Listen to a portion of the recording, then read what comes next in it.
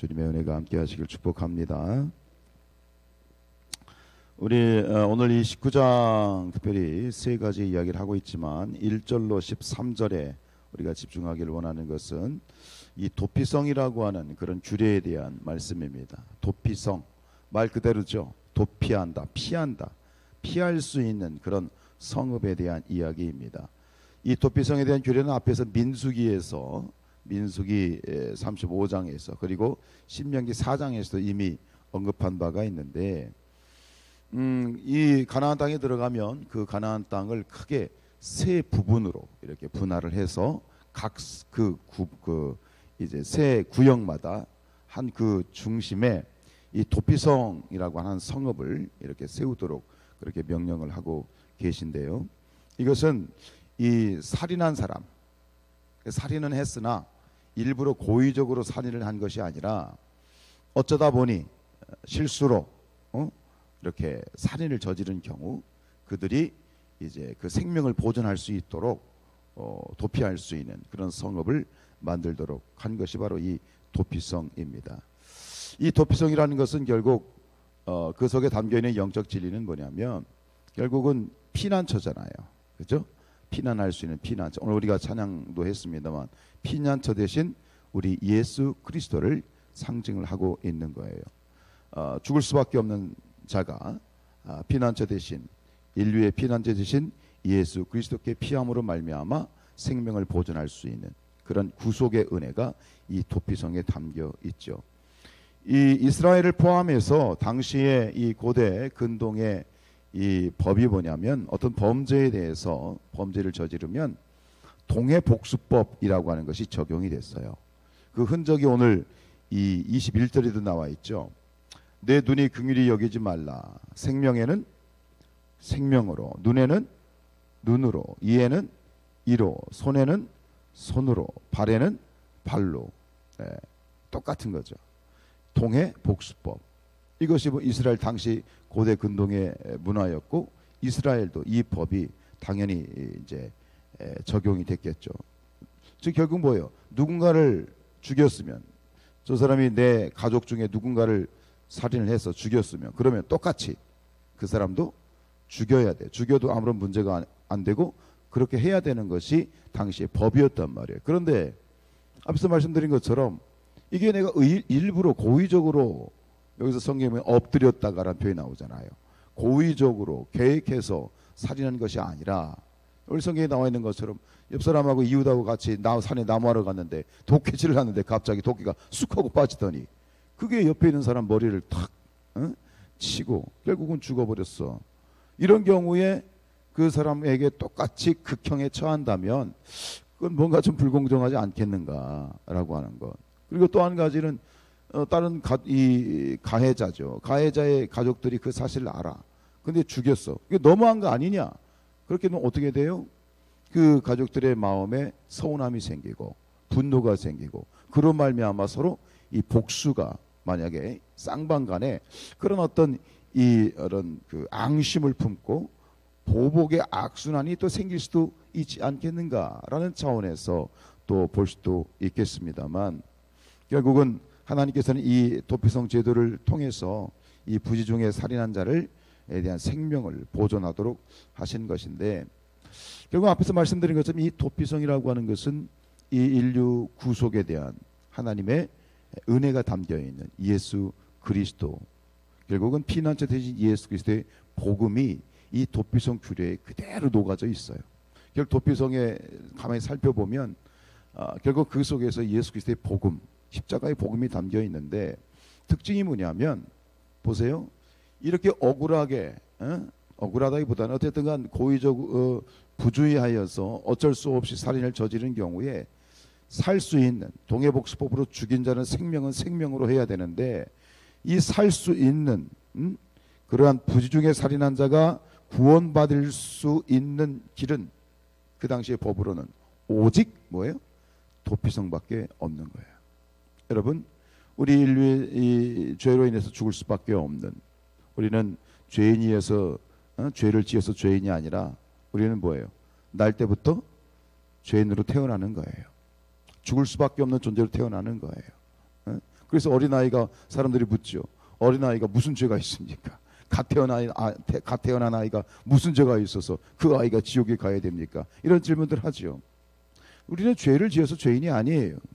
죄인으로 태어나서 죽을 수밖에 없는 존재로 태어나는 거예요. 인정하십니까? 그래서 결국은 그 죄가 유전이 되어서 태어난 모든 인간들은 결국 죄인이기 때문에 죄를 지을 수밖에 없는 그런 거예요.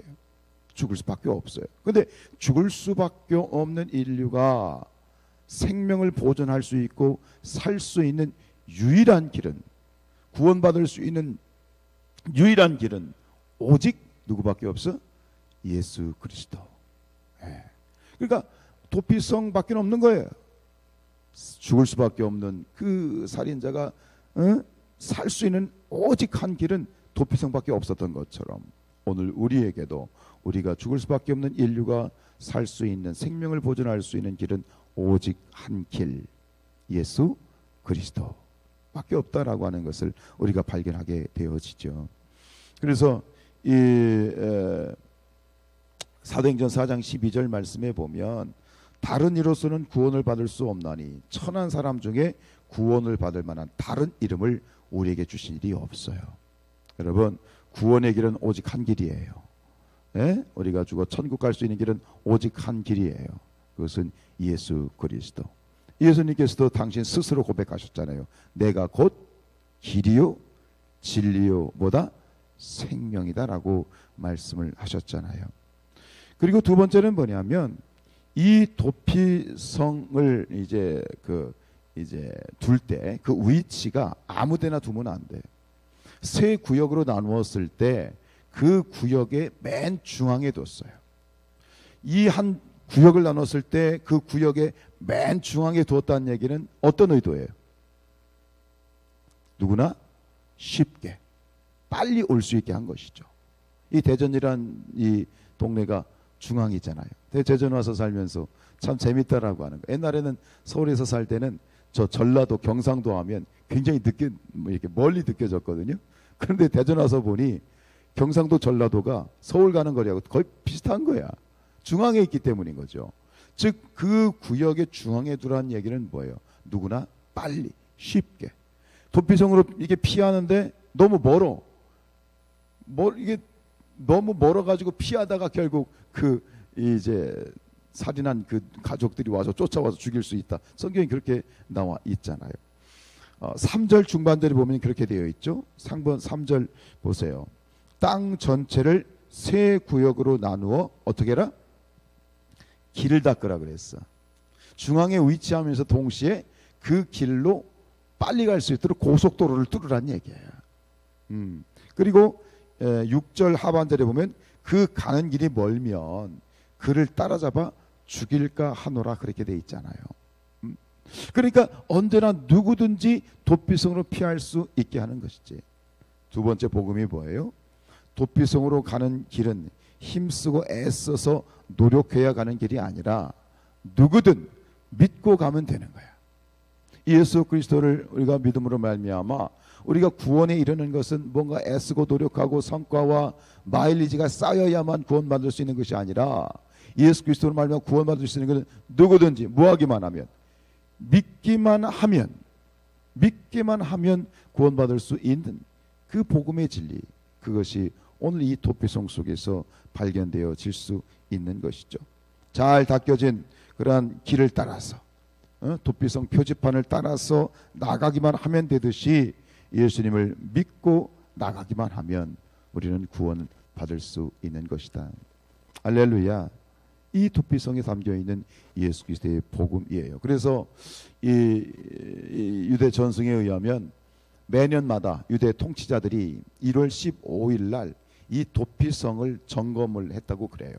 그 가는 길에 혹시 뭐 큰 바위가 굴려 떨어졌다든가 뭐 장애물이 생겼다든가 그러면 그것들을 다 치우고, 혹시 또 그 가는 길에 홍수가 나서 유실되었다든가 다리가 끊어졌다든가 이런 일이 없도록 그것을 다시 보수하는 일 작업을 매년마다 실시를 했다라고 하는 거예요.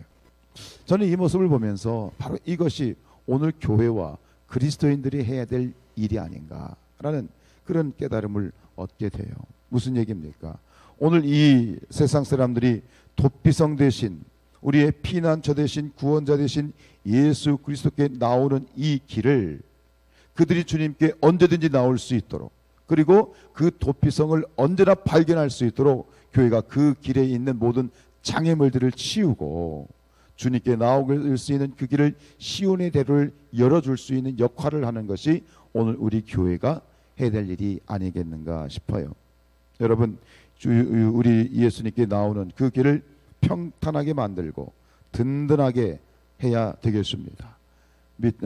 불신자들이, 세상 사람들이 우리 예수님께 나오는 그 길에 걸림돌이 없고 장애물이 없고 어디서나 쉽게 나올 수 있도록 주님께 나올 수 있는 길을, 그 길을, 고속도로를 열어 가야 되겠다. 이게 교회의 역할이다. 무슨 얘기입니까? 외적으로 말하면 그래요. 세상 사람들이 분명히 이곳이, 교회가, 예수 그리스도가 뭐다? 구원의 도피성이다. 예수님이 피난처다 라고 하는 사실을 분명하게 알 수 있도록 우리의 십자가의 불빛을 환하게 비춰야 돼. 복음을 정확하게 전달해야 돼. 주 예수를 믿으라, 그리하면 너와 내 집이 구원을 얻으리라 정확하게 선포해 줘야 되고, 그들이, 세상 사람들이 이 도피성으로 쉽게 나올 수 있도록 모든 장애물들을 제거해 줘야 되죠. 뭐 이단들이라든가 이런 부분들에 대해서 우리가 정확하게 집어줄 수 있어야 될 수 있을 것 같아요. 로마서 16장 17절에 형제들아 내가 너희를 권하노니 너희가 배운 교훈을 거슬러 분쟁을 일으키거나 거치게 하는 자들을 살피고 그들에게서 떠나라. 이것이 이제 외적으로 어떤 이 문제들 또 장애물들을 치워버리는 그런 부분이 있다면, 교회가 내적으로 뭐냐면, 교회는 세상 사람들이 주님께 나올 수 있도록, 어찌 보면 지금 외형적인 그러한 도피성은 교회잖아요. 그죠? 이 교회가 도피성인데 교회의 문턱이 없어야 돼. 누구나 교회로 주님께 나올 수 있어야 돼. 그리고 교회의 문은 넓고 커야 돼. 장애물이 없어야 돼. 여러분, 이 아무것도 아니지만 저 앞에 있는 길바닥에서 교회 안으로 들어온다는 것은 쉬운 일이 아니에요.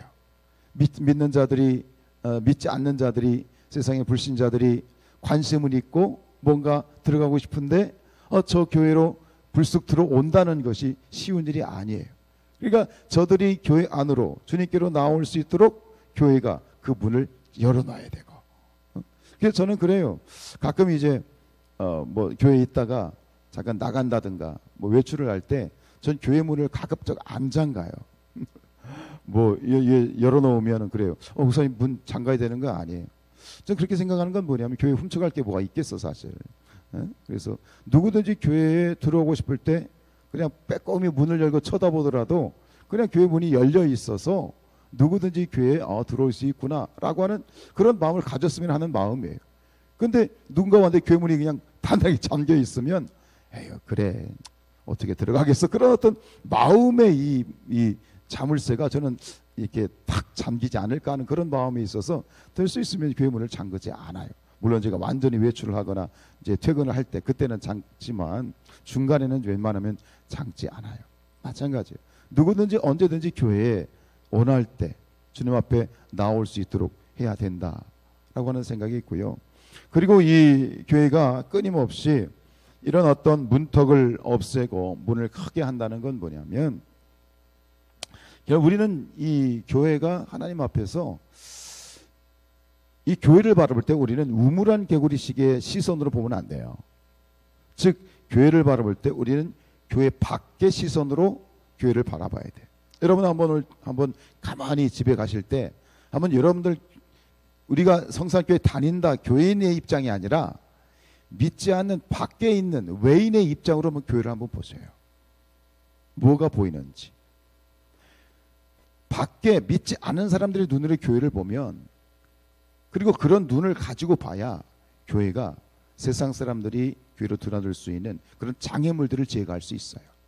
그 마음의 벽에 생기는 것들을 우리가 보일 수 있다니까. 예를 들어서 이렇게 밖에서 보면 깨어진 유리창이 보일 수 있어요. 주변에 지저분한 방치된 쓰레기들이 보일 수 있어요. 우리야 우리 것이니까 아무런 상관이 없다고 생각하지만 밖에 있는 사람들의 눈으로 보면 그것이 교회로 또 결국은 뭐예요? 주님께로 다가오는데 장애물이 될 수 있다니까요. 아, 저 교회는 저 유리창 깨진 게 몇 년 동안간에 보여야 돼. 보이십니까? 그게 깨어진 유리창 하나가 믿지 않는 자들이 교회에 오는데 혹은 어떤 다른 누군가 교회를 찾는데 교회로 들어오는데 장애물이 될 수 있다니까요. 아, 저 교회는 저희 관리가 안 되나 봐. 뭔가 좀 그래. 그럴 수 있다니까요. 그래서 우리가 이 사람들이 교회로, 우리 교회로, 이 교회 안으로 들어올 수 있도록 주님께로 다가올 수 있도록 만드는데 그러한 장애물들이라든가 뭔가 보수가 되어져야 되고 또 고쳐야 되고 하는 부분들. 그래서 앞에 우리가 그렇잖아요. 앞에 현관에도 꽃을 예쁘게 만들고 또 옆에도 화단이 얼마나 예뻐요. 이런 부분들이 그냥 되어지는 것이 아니라 그를 통해서 이 믿지 않는 자들이 주님께, 피난처 되신 예수님께, 또 예수님 모신 이 교회 안으로 들어올 수 있는 길을 다 열어가는 아름다운 장치인 줄로 믿습니다. 우리 교회가 이 세상 가운데에서 정말 도피성으로서의 귀한 역할을 잘 감당할 수 있는 그런 복된 교회 되시기를 주님의 이름으로 축원합니다.